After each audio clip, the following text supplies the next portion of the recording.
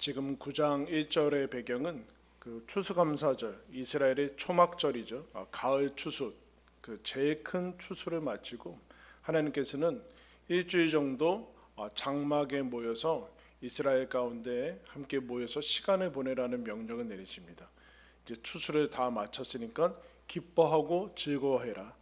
그러면서 하나님이 주신 그 추수를 맛보고 또 그동안 수고하고 애쓴 것을 서로 위로하고 또 하나님께 감사하면서 충분한 즐거움의 시간을 주시면서 또 다음을 준비할 수 있는 그런 긴 시간을 주세요. 하나님의 지혜죠. 6월절은 이제 출애굽한 거, 그리고 초실절 오순절로 일컬어지는 것은 추수가 시작되면서 그리고 추수가 마치면서 하나님은 중간중간에 길게 일주일 정도씩 이스라엘에게 은혜를 베푸시는 것을 보게 됩니다. 그것을 이제 배경으로 하고 있습니다. 이스라엘이 이제 춤추고 기뻐하고 뛰노는 그런 상황 가운데 있는데 호세아가 뭐라고 그야말로 거기다 그 쉬운 말로 초를 치냐면은 기뻐 뛰놀지 말아라. 너희들은 망할 것이다. 이런 거예요. 지금. 그럼 누가 그것을 귀담아 듣겠습니까? 지금 추수해서 먹고 마시고 또 더 중요한 것은 하나님이 명령한 절기를 지키고 있는데 그러지 말라고 하니까 누가 그것을 귀담아 여러분 들을 수 있겠습니까? 그러면서 이제 1절에 이스라엘아 너는 이방 사람처럼 뛰놀지 말라. 왜냐하면 내가 음행하여 내 하나님을 버리고 각 타작마당에서 음행의 값을 좋아하였느니라.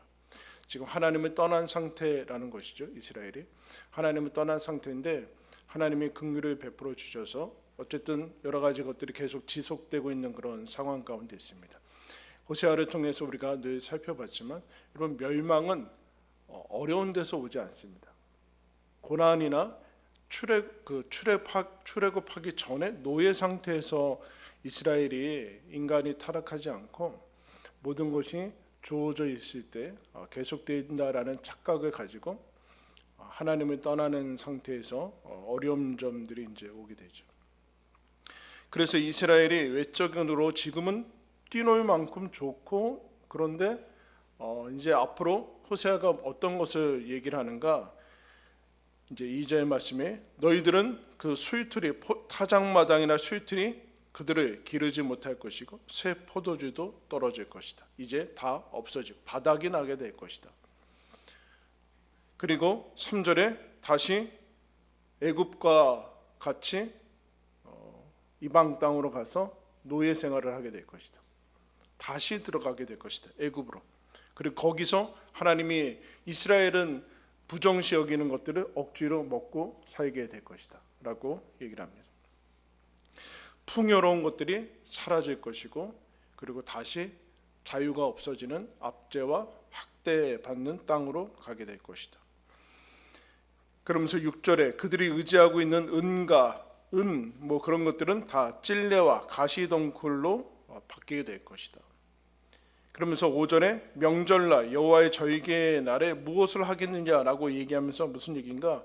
이제 절기를 지킬 수 없을 것이다.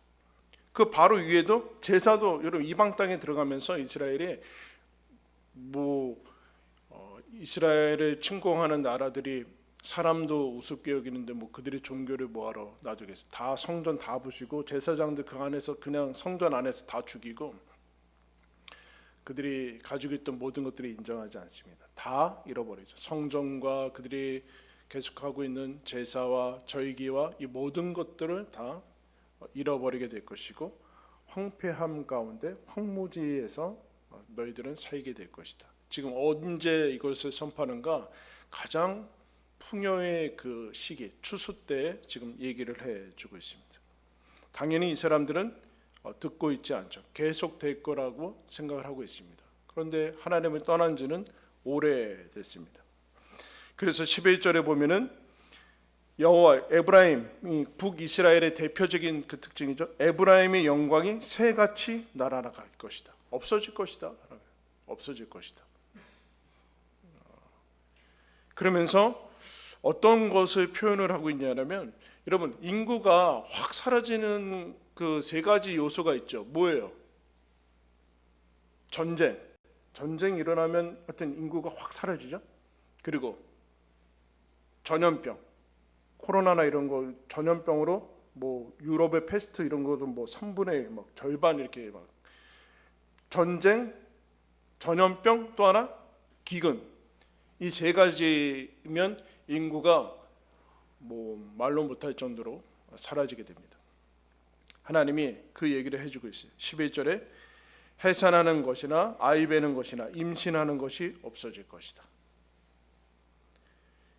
그리고 12절부터 14절은 특별히 이제 이스라엘의 전쟁으로 그 외 이방인의 침입으로 인해서 포위당하는 이제 역할을 하게 되는데, 여러분 예전에는 다 성이잖아요. 성. 이런 뭐 성 안에서 이제 살림을 하고 하는데, 성을 쌓고 외적이 침입할 때는 아무래도 높으니까 침입하기 어려운 성을 쌓게 되죠. 그래서 침입할 때 뭐 몇 배나 많은 병력들이 성에 가서 어떻게 합니까? 성을 둘러싸죠. 그래서 모든 공급로를 차단하면은 먹을 것이 다 떨어지고 한 달, 두 달, 세 달 이렇게 넘어가면 굶죠. 그래서 성경에 여러분 엘리사 시대 때도 그랬고 예레미야 애가에서도 그렇게 얘기합니다. 오늘은 내 자식을 삶아서 먹었으니 다음엔 당신 자식이다. 이렇게. 그리고 자기 스스로 자기 엄마가 자기가 낳은 아들을 음식으로 먹었다. 이렇게 기록해 주고 있습니다.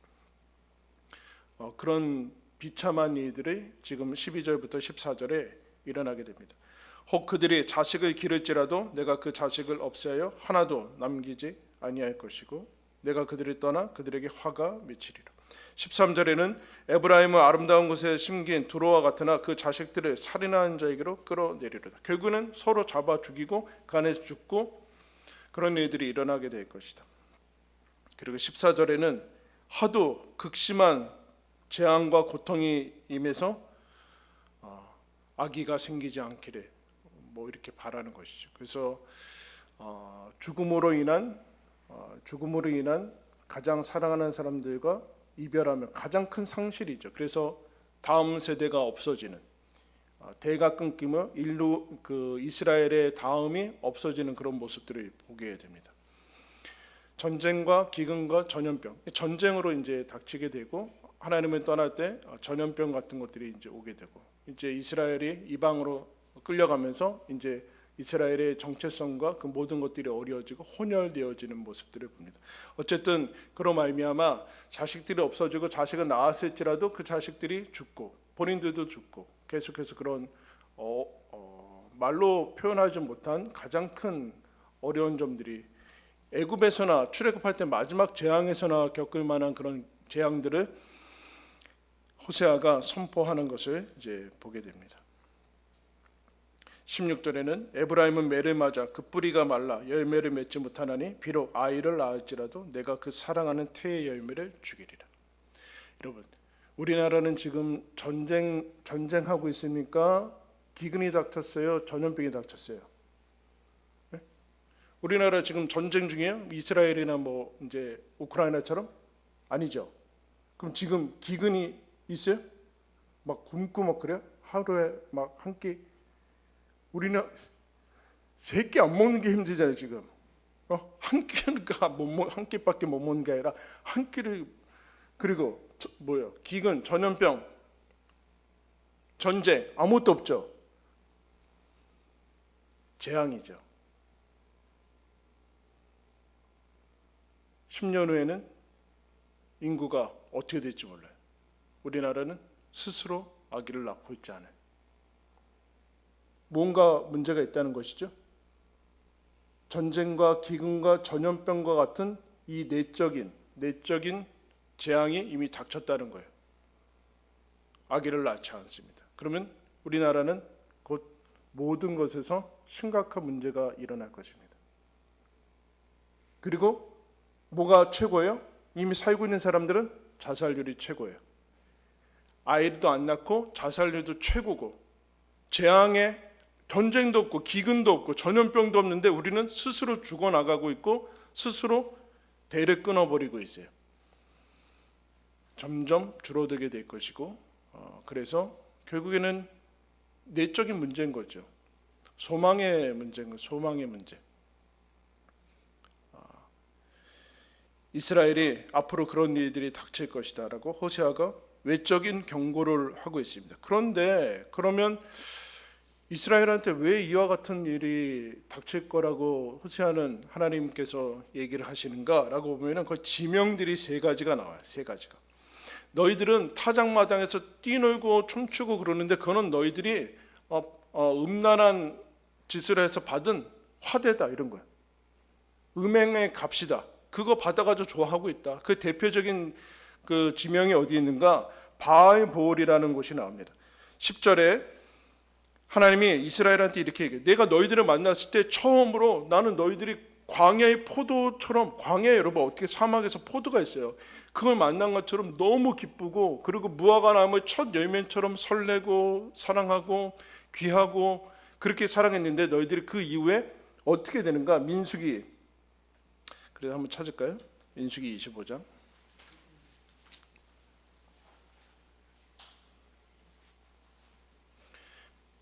민수기 25장 오늘 본문 말씀 접어두시고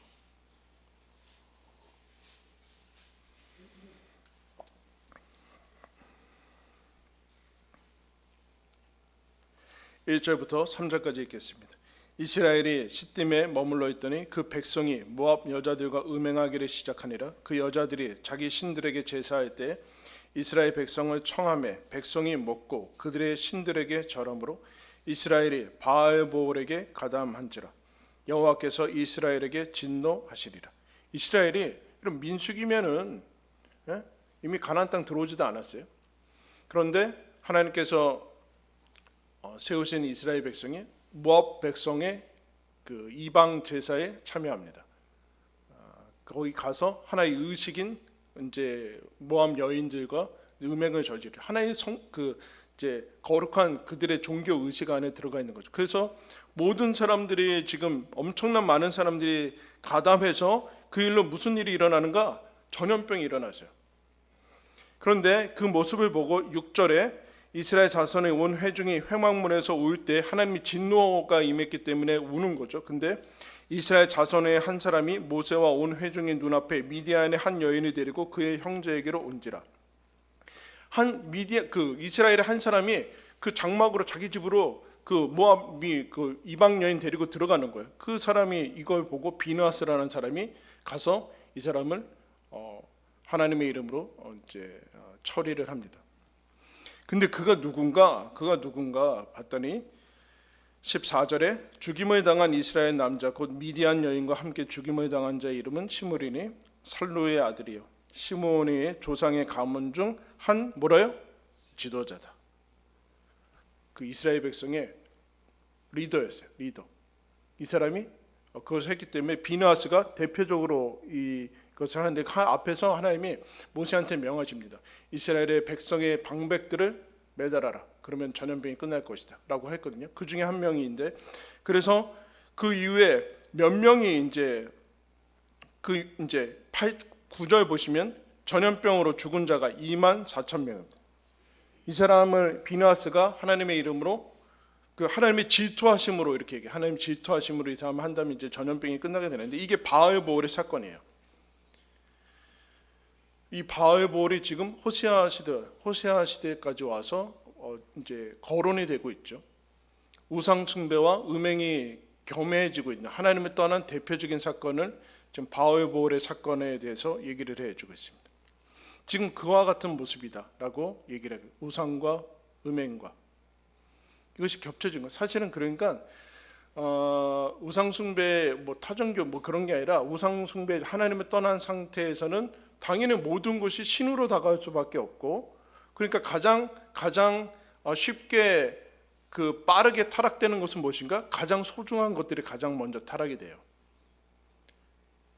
음행이라는 것은 여러분 생명의 통로와 사랑 이런 것들이 근본적인 게 타락이 되는 거거든요. 그러니까 근원, 생명의 근원, 그 통로의 근원들, 그러니까 물로 치면 수원 이런 것들이 타락이 되면은 그 다음부터는 나머지는 타락하지 않을 일이 없죠. 나머지는 사실 무의미한 거예요. 그게 이제 자유라는 이름으로 이게 홍수같이 밀려드니까 이것을 어떻게 할 수는 없어요. 지금 뭐 이렇게 할 수가 없는 상황이 되는 거예요. 근데 지도자가 그랬다는 것은 이미 이스라엘 전체 가운데 퍼진 거나 마찬가지의 모습이 있습니다. 근데 이게 여호와의 이름으로 행해지는 것이죠. 바알은 신일 뿐입니다. 신. 타종교를 믿는 게 아니에요. 마치 모세가 십계명 받으러 올라갔을 때 밑에서 금송아지 만들고 뛰면서 즐거워하고 축제를 벌였던 이스라엘 백성처럼 여호와를 섬기는 거예요. 근데 아무것도 거릴 것이 없죠. 근데 왜 우상은 이렇게 어떻게 이스라엘 백성이 이렇게까지 타락할 수 있을까라는 우리가 쉽게 얘기할 수 있지만 하나님을 떠나면 모든 것이 중요하게 되고 우상이 되고 우상의 자리를 차지하려고 하고 절대적으로 중요하게 여겨지게 되려는 거죠. 여러분, 하나님을 믿지 않은 사람들은 하나님처럼 절대적으로 우상시하는 것들이 다 있습니다. 다 그게 뭐 권력이건 뭐 아니면 부건 다 그렇게 되죠. 그런데 하나님의 자리를 차지하면 어떻게 됩니까? 권력이 차지하건 아니면 그 자기의 마음속에 권력이 제일 소중하든 아니면 재물이 제일 소중하고 그러면 어떻게 될까요? 그게 그 자신을 부패하고 망하게 만들죠. 권력이건 그러니까 우리가 주기도문으로 마지막에 뭐라고 기도하고 있어요? 나라와 권능과 영광이 누구 거예요? 하나님 아버지의 것이. 나라와 그 모든 통치와 권세와 능력과 부와 그것이 하나라도 하나님 밑으로 들어가 있지 않으면 그것이 자기 자신을 타락하게 하고 부패하게 한다라는 거. 이건 누구도 예외가 될 수 없죠. 그러니까 여러분, 예수님이 왕이요 제사장이고 선지자거든요. 이스라엘의 왕이 아니라 이 땅의 왕으로 오셨어요. 성탄일에서 왕으로 왔어요. 근데 여러분, 왕으로 오시면서 로마 황제도 헤롯도 본디오 빌라도도 한 명도 어떻게 되지 않았어요. 근데 여러분, 예수님이 십자가 지시고 부활하신 다음에 뭐라고 얘기하십니까? 내가 이 땅에 오면서 모든 세상의 세속 권력은 심판을 받았다라고 얘기하고 있습니다.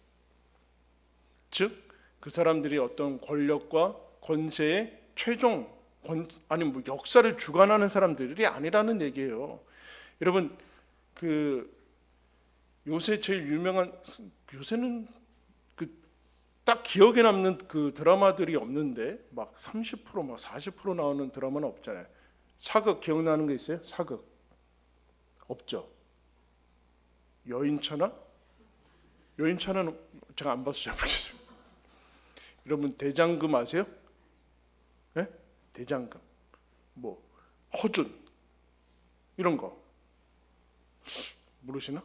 너무 오래됐나? 대장금, 허준, 뭐 아주 유명한 그런 거 왕을 다루죠. 근데 거기에 여러분 나온 사람들이 양반도 아니고, 그죠? 그냥 뭐 양반이 아니에요. 대장금, 뭐 음식 만드는 사람, 뭐 의사 그런 사람들, 마이 뭐 이런 데 왕은 들러리예요. 들러리. 이거 잘 기억하셔야 돼요. 역사의 주관자들이, 그래서 여러분 성경에 보면 세속 왕들이 하나님께서 별로 기록을 안 해주세요. 복음서에 오면은 더 마찬가지예요. 그 당시 통치자가 누군지, 대통령이 누군지, 야당 대표가 누군지 하나님 관심이 없다니까요. 지난주에 했잖아요. 성령이 어디에 임해요? 마가의 다락방에 임해요. 예루살렘 성전도 아니고 대제사장 헤롯 왕, 로마 황제가 있는 왕궁도 아니고 다락방에 임하고 무명의 사람들한테 임하는 것을 여러분 기억하셔야 돼요. 하나님이 역사의 주관자이시고 하늘과 땅의 모든 권세를 지니신 분이 그들에게 최종 뭐 어떤 것들을 맡기고 그러지 않으셔도, 왕 예수 그리스도가 왕이시고 예수 그리스도가 다스리시고 계십니다. 그러나 세속 권력의 역할이 있죠. 그러나 그것을 하지 못하면 그들도 심판을 받을 거예요. 그래서 12제자가 성령 받고 어떻게 했어요? 베드로한테 그 본디오 빌라도 쳐들어갔습니까? 아무 상관도 없어요, 여러분. 상관도 없어요. 나라가 평안하면 우리는 좋을 거예요. 그러나 여러분, 나라가 평안해서 신앙이 좋아졌어요, 여러분? 묻겠습니다. 우리나라가 핍받기보다 신앙이 좋아졌어요? 우리나라가? 아니죠. 그럼 핍받기 다시 가야 돼요? 그 얘기 아니죠. 즉, 신앙생활하기 좋은 시절은 없다. 신앙생활 좋은 시절 하기는 없어요. 이스라엘은 언제나 풍부할 때 망해요. 신앙생활을 어느 때가 더 좋고 어느 때가 더 나쁘고 그런 것은 없어요. 왜요? 신앙이란 하나님의 말씀과 하나님과 나와의 속에서 이루어지는 것이지 세속권리 교회한테 잘해주면 되어지고 안 되는 것은 없다는 거예요. 그래서 여러분 언제 그 300년간의 핍박기가 끝나자마자 갑자기 기독교가 공인되죠. 훌륭한 거죠, 여러분. 감사하죠. 그러나 그런 식으로 신앙이 연장되진 않아요. 그 이후로 계속 급속해서 태어나자마자 기독교인이 되는 그런 나라가 어디 있어요? 태어나자마자 무조건 기독교인이 되고 무조건 법으로 유아 세례가 주어지고 그래서 안 믿으면은 다 막 처형당하고 그래서 신앙이 어떻게 됩니까? 1000년 동안 대단히 어려워지잖아요. 무슨 얘기를 하냐면은 거기에는 여러분 우리가 부와 재물과 권력과 그 모든 것이 하나님에게 있기 때문에 그것을 작은 부분에 있어서 맡긴 사람들에는 그 정도만 기대를 하세요. 네? 그 정도만 기대를 하셔야지. 기독교인 중에도 그 사람들한테 무슨 뭐 거기에 뭐 100%가 있는 것처럼 거기에 막 올인하고 그러면 어떻게 될까요? 교회는 분열이 돼요. 분열이 돼. 너 무슨 파야? 어느 당이야? 예배당이다. 국민의힘, 뭐 민주당인가 무슨 예배당이라고 그러세요. 그건 한참 밑에 하나님, 예수 그리스도, 그 다음에 하나님께서 다스릴 그 한참 밑에 있는 거기 때문에 교회에서 별로 얘기를 안 한 거지. 마치 이게 뭐 엄청나게 중요해가지고 그거는 서유교에 거론될 만한 가치도 없기 때문에 별로 얘기를 안 하는 거예요, 여러분. 근데 가끔씩 얘기를 하는 이유는 이 하나님의 말씀이 현실과 완전히 동떨어진 거라는 착각을 할까 봐 잠깐 얘기하는 거지. 하나님의 나라와 다스림이 실제예요. 더 큰 실제, 가장 중요한 실제라는 것을 여러분 잊지 마시고 여러분 독립운동한 사람들과 마태 세리가 예수의 이름으로 함께 묶여서 제자 생활하는 것을 꼭 기억을 하세요. 그러니까 앞으로 교회 와서 정치 얘기하지 마세요. 와서 어쩌라는 얘기예요. 언제 거기에 우리가 희망을 둔 사람이었어요? 빨리빨리 한 번씩 바꿔봐서 계속해서 실망을 하면서 도대체 언제 희망의 끈을 안 놓을 거예요? 도대체 한번 바꿔봤잖아요. 또 바꿨는데 또 그러는데 계속해서 희망을 두고 있는 사람들은 하나님을 모르는 사람들이 뿐이에요. 오늘 이후로 나 이렇게 오래 얘기 안 할 거예요. 진짜.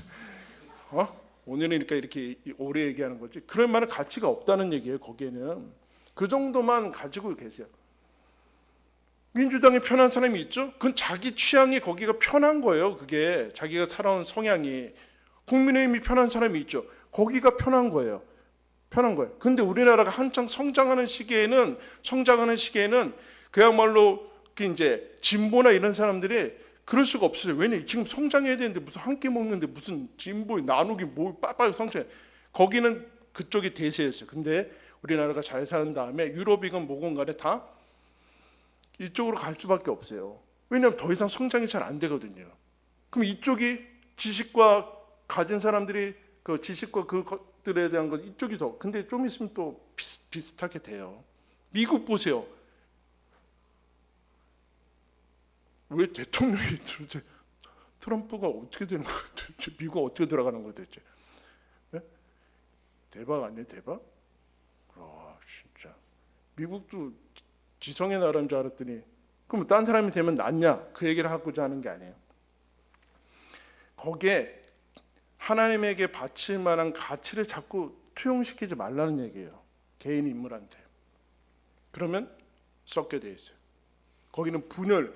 지금 정치인들이 국민들 이용해서 뭐 하는 거예요? 계속 분열시키고 선동하고 저긴 다 적이고 싹 쓸어버려야 되는 어느 지금 다 그러고 있잖아요. 그러고 있어요. 그러면 우리는 어떻게 돼요? 훨씬 넘어가야죠. 짬뽕 좋아한다고 죽일 수는 없잖아요. 네? 짬뽕 좋아하냐 짜장면 좋아하냐로 여러분 죽여요? 맛있는 거 드시라. 그러면 되잖아요. 그게 중요한 게 아니잖아요. 너무 많이 얘기했어. 아직도 이것이 신앙으로 착각하는 분들이 있기 때문에 무슨 민주당이고 국민의힘이고 뭐 누가 돼야 된다고. 가장 무서운 거는 위선과 위선의 사람들이 지금 서 있다는 게 무서운 거죠. 지금 다 무죄 아니에요? 유전 무죄고 다 법을 전공한 사람들이 다 지금 대표로 서 있는데 잘못했는데 1심, 2심 뭐 로펌 돈 없는 사람들은 서민들이 그냥 죄 지면 바로 들어가는데 돈이 있고 그러니까 법 알고 그러니까 1심, 2심, 3심에서 물 다 타고 안 되면 뭐 재판 갈아버리고 재판관 바꿔버리면서 죄를 바꿔버려. 그러나 여러분 우리가 거기에 요동하지 않는 이유는 뭡니까? 하나님은 다 보고 계십니다. 심판하실 겁니다. 긍휼히 여겨야 됩니다. 우리가 여러분들이 주인공입니다. 여러분들이 대장금이고 여러분들이 호준입니다. 왕이 누구냐는 아무 상관도 없어요. 근데 여러분 지금 그 얘기하는 거예요. 호세아가 왜 그렇게 되는가? 너희들이 지금 음행하고 하나님을 떠났다. 그러면서 지금이 어떤 시대인가? 9절에 기브아의 시대와 같이 심히 부패했다. 그렇게 이스라엘한테. 기브아의 시대가 어떤 거예요? 우리가 호세아 전에 뭐 했어요? 네? 뭐 했어요?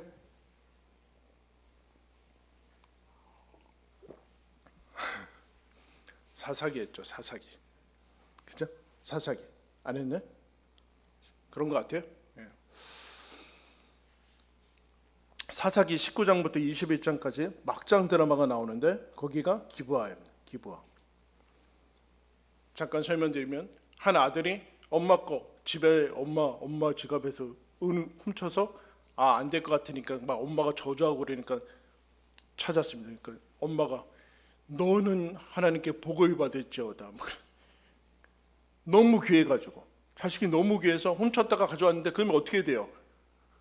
혼내야 될 거 아니에요. 근데 너는 복을 받을 것이다. 이거 원래 널 위해서 우상 신상을 하나 만들 거였는데 잘 됐다 해서 우상을 만들어주고 좀 그러니까 제사장으로 세워요.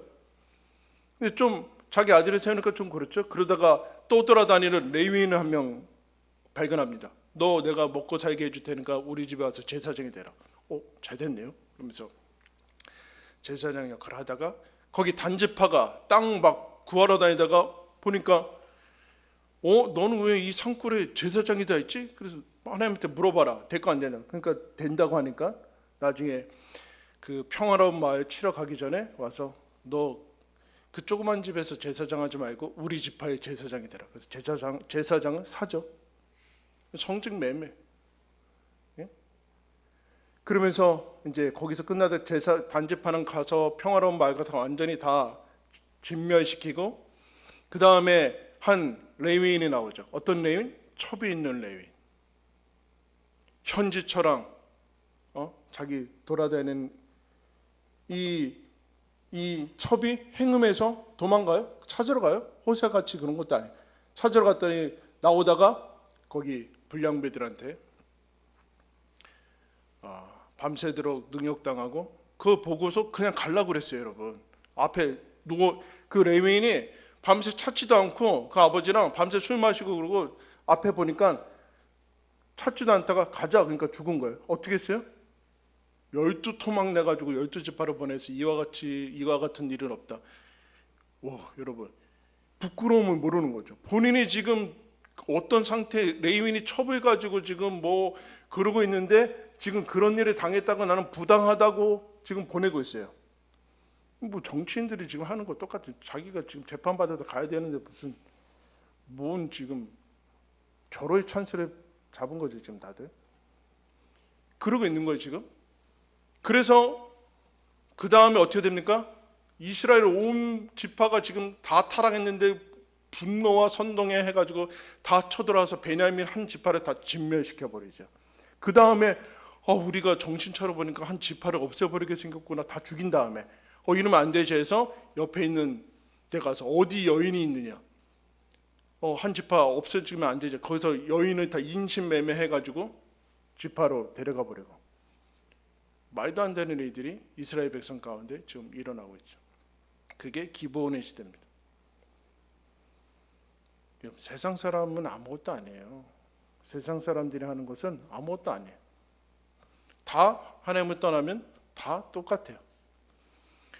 그리고 마지막에 길갈이라고 얘기합니다. 길갈 15절에 모든 악이 길갈은 여호수아가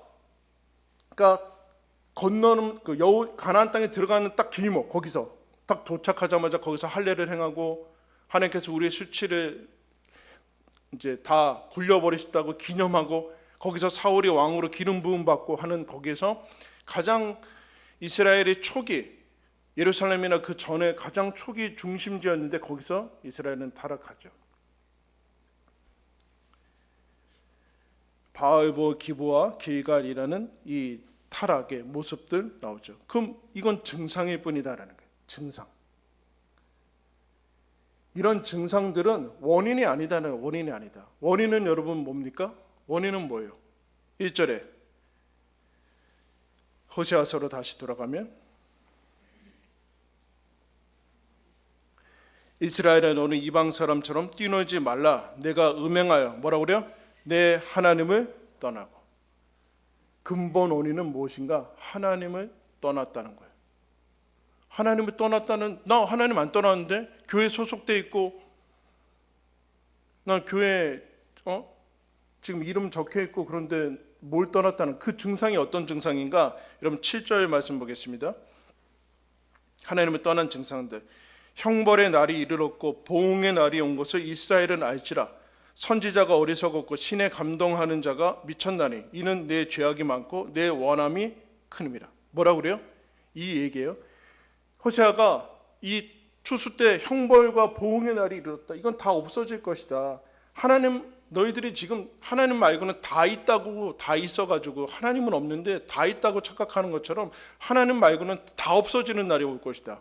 하나님 말고는 싹 다 없어지는 날이 올 것이다. 그런데 그 얘기하니까 선지자 보고 뭐라고 그래요? 선지자 보고 미쳤다고 그러는 거예요. 선지자 저 어리석 바보 같은 놈이라고 비아냥거리고 경멸하고 신에 감동하는 자라는 건 선지자를 칭하는 하나님의 사람, 하나님의 영에 감동하는 자, 저 사람 미쳤다고 그런 거예요. 호세아한테 저 미친놈 이런 거예요. 더 심하게 얘기했겠죠. 미쳤고 어리석고 바보 같은 지금 이렇게 평화롭고 좋은데 왜 저러냐 쟤는 정신병자라고 그러고 있는 거예요. 이게 하나님을 떠난 증거예요. 못 알아차리는 거죠. 감각들이 다 사라지게 돼요. 그 왜 그러는가? 죄악이 많고 죄악이 많으면 죄는 무감각하게 만드는 거라고 그랬어요. 무감각해요. 하나님도 없고 천국과 지옥도 없고 내 죽음도 없고 인생에 대한 아무런 감각이 없게 만드는 게 죄악인데, 그리고 원함이 크다, 원한이 크다라는 것은 하나님을 향한 적대감, 대적하는 것이 크다라는 거예요. 하나님을 향한 적대감이 크다는 거예요. 그러니까 하나님의 말씀을 미쳤다고 얘기해요. 근데 에스겔 시대에서 가면 어떻게 되는가? 너 설교 잘하는데 이렇게 되네. 한번 들으러 가볼까? 야, 설교 잘한다. 이러고 와버리는 거죠. 이 하나님에 대한 말씀에 대한 이 태도, 하나님에 향한 이 태도가 하나님을 떠난 증상으로 볼 수 있습니다. 마지막에 여러분 하나님이 뭐라고 합니까? 나도 떠날 것인데 17절에 그들이 뭐라고 그래요? 듣지 아니하므로. 그들은 듣지 아니한다. 그래서 그들이 나를 떠났으므로 나도 떠날 것이다. 그렇게. 여러분 근본 원인이 뭡니까? 얽히고 설켜서 뭉친 실타래를 푸는 실마리가 뭐예요? 외교적인 것이나 경제적인 것이나 아니면 국방이나 심리적인 것이나 그런 것이 아니라 하나님을 떠났다는 거. 그러니까 6장에서 여호와께 돌아가자. 이것 말고는 없다. 여호와께 돌아가자. 나는 교회에 다니고 소속돼 있고 크리스찬이고 그런 건 안 돼. 여호와께로 돌아가자. 하나님을 향한 그 말씀에 대한 태도가 무엇이냐? 여러분 우리가 주일날 성찬을 했습니다. 성찬할 때 여러분 성찬을 보이는 말씀이라고 하거든요. 보이는 말씀, 들리는 말씀이 아니라 보이는 예수 그리스도의 몸을 어떻게 해요? 씹어서 먹어요. 씹어서 먹으면 어떻게 돼요? 그게 살이 되고 피가 되고 육신에 힘을 주고 여기 어딘가에 다 녹아서 가죠. 마찬가지로 말씀을 듣는다는 것은 이거 하나님의 말씀이지 존경하고 경의를 표 그런 거 아니에요. 하나님의 말씀을 먹어서 내 삶이 되고 내 모든 삶의 구석구석에 다 미치지 않은 것이 없는 삶을 구성하는 것이 된다라는 거. 이스라엘은 그렇지 않더라. 제의에만 제사와 그런 데서만 딱 격리되어 있고 우리 삶에는 아무런 상관이 없다. 그거는 아까 얘기했지만 사회 나가서 무슨 정치적이 되라든가 사회 참여를 한다든가 그런 것이 아니라 너가 있는 그 자리에서 하나님과 함께 살면서 하나님을 실제로 섬기고 살면서 실제 하나님의 사람으로 살아가야 돼. 즉 이스라엘은 다 있는데 죽어 있죠. 생명이 없어요. 뿌리가 말라서 이제 열매 맺지 못할 것이다. 다른 길은 없다. 여호와께로 돌아가고 내가 지금 하나님에 대한 이 삶의 자세들을 봐야 된다. 그래서 여러분 그 수요예배에 오신 분들은 그나마 감사한데 신앙생활도 마찬가지로 이거는 받은 사람은 계속 더 받을 수밖에 없어요. 없는 사람은 계속 없어요. 지금 여러분들은 훌륭하다 그러면 또 맞죠? 훌륭하신 분인데 훌륭한 분들이 또 와서 들으니까 더 많아지는데 들어야 될 사람들은 안 오고 계속 또 안 오게 되고 그러면 이제 지금 그 얘기를 지금 하고 있어요. 오늘 제가 중간중간에 뭐 그런 얘기 뭐 정치나 이런 얘기 했는데 마음에 걸리시지 마시고 내 흠모하는 뭐 내 이명욱을 욕해 뭐 그러지 마시고 그러지 마시고 우리가 예수 그리스도 안에 모인 사람들입니다. 하나님께서 우리한테 이 나라를 맡겼어요. 맡겼다는 얘기는 다 정찰하는 그런 얘기가 아니라 우리가 이 땅 가운데 서 있으면 하나님께서 복 주실 거예요. 말씀을 한 군데 찾고 마치겠습니다. 예레미야 7장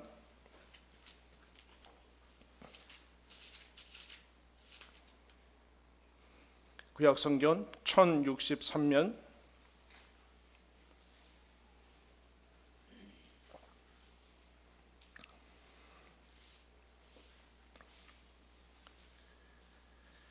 예레미야 7장 21절부터 제가 보겠습니다. 21절부터 만군의 여호와 이스라엘의 하나님께서 이와 같이 말씀하시되 너희 희생제물과 번제물의 고기를 아울러 먹으라. 사실은 내가 너희 조상들을 애굽 땅에서 인도하여 낸 날에 번제나 희생에 대하여 말하지 아니하며 명령하지 아니하고 오직 내가 그들에게 명령하여 이르기를 함께 하겠습니다. 너희는 내 목소리를 들으라. 그리하면 나는 너희 하나님이 되겠고 너희는 내가 명령한 모든 길로 걸어가라. 그리하면 복을 받으리라 하였다. 예레미야 이미 북이스라엘은 호세아 시대 때 북이스라엘은 망했고 남유다 때 왔는데 남유다도 똑같이 걸어가면서 하나님이 이러냐.